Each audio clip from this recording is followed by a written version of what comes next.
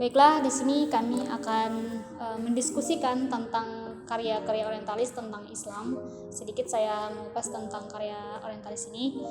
Ketika kita lihat dari tradisinya Barat, nah itu sudah berdiri sekitar 200 tahun yang lalu. Nah, kalian udah tahu belum apa aja sih karya-karya orientalis itu? Salah satunya Karya orientalis sih setahu saya ada yang namanya kamus, penerjemah bahasa. Kalau menurut Riyad ada nggak sih? Ada, aku tahu tuh salah satunya tuh ada ensiklopedia namanya. Nah, ensiklopedia tuh lebih ke arah kayak dia tuh udah pembentukan suatu buku apa kayak gimana ensiklopedia. Jadi kayak benar-benar ilmu pengetahuan jadikan satu di situ. Oh, jadi udah satu jilid gitu ya? Udah kayak dibentuk, emang udah fix gitu lah istilahnya.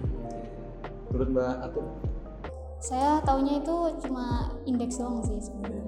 Ya, soalnya saya pernah baca dalam jurnalnya Abdul Fattah itu dia mengatakan bahwa indeks itu merupakan cara kita untuk mempermudah mengetahui suatu kutipan dari buku atau jurnal tersebut. Kalau zaman sekarang tuh ada kayak contoh gitu nggak? Kalau saya lihat sih seperti Zotero gitu. Ya, itu kan salah satu alat untuk mempermudah kita kan mencari suatu kutipan dari buku atau jurnal tersebut. Tadi Mas Adam kamus tadi lebih kayak saya masih kurang paham ya. Ada lagi nggak penjelasan yang lebih panjang lagi?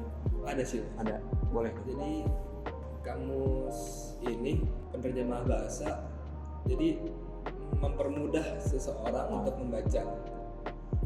Ketika ada orang Barat ingin membaca karyanya orang Timur, mereka tinggal mencari aja nih terjemahan yang udah ada di karya orang Timur nih. Misalnya karyanya yang udah jadi bahasa Inggris dia tinggal baca, jadi bahasa Perancis dia tinggal membaca. Saya penasaran nih sama ensiklopedia nih. Nah, apakah ensiklopedia itu sudah banyak menghasilkan karya-karya gitu pada saat itu? Ada, dulu tuh sempat ada namanya buku di Shorter Encyclopedia of Islam.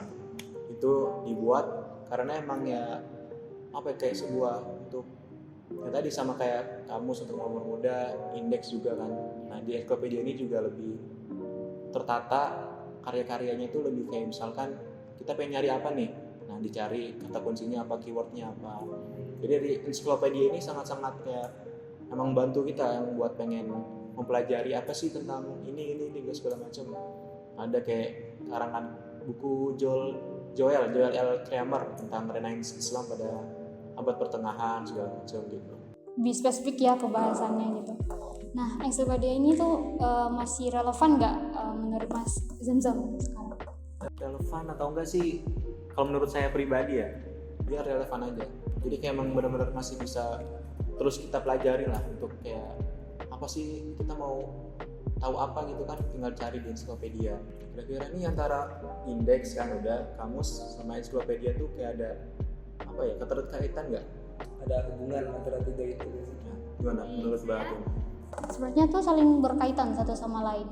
Soalnya kan dari indeks itu metode, sedangkan kamus itu untuk mempermudah orang Barat untuk memahami karyanya orang Timur karena sudah diterjemahkan kan. Nah, kalau ensiklopedia ini udah dibukukan gitu.